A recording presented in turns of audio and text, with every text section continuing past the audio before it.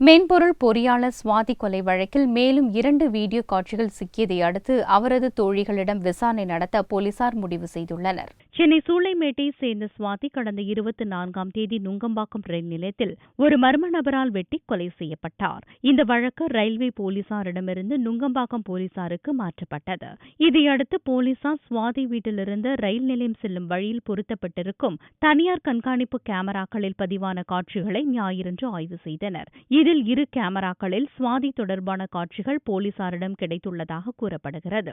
சம்பவத்தன்று சுவாதி தனது தந்தை சந்தான கிருஷ்ணனுடன் மோட்டார் சைக்கிளில் செல்லும்போது டீ கடையில் நின்று கொண்டிருக்கும் ஒரு மர்ம நபர் சுவாதியை பார்த்து தனது முழு கவனத்தையும் அவர் மீது செலுத்துவதும் பின்னர் சுவாதியை பின்தொடர்ந்து செல்வதும் பதிவாகியிருப்பதாக கூறப்படுகிறது. இந்த மர்ம நபர்தான் ஏற்கனவே போலீசாரிடம் கிடைத்த 2 வீடியோ காட்சியிலும் உள்ளதாகவும் இதனால் சுவாதியின் நெருங்கிய தோழிகளிடம் விசாரணை நடத்த போலீசார் திட்டமிட்டுள்ளனர். சுவாதி கொலை செய்த நபர் அவரது தோழி அல்லது குடும்பத்தினருக்கு ஏதாவது ஒரு வகையில் தெரிந்தவராக இருப்பதற்கான வாய்ப்பு இருப்பதாக போலீசாரால் கருதப்படுகிறது.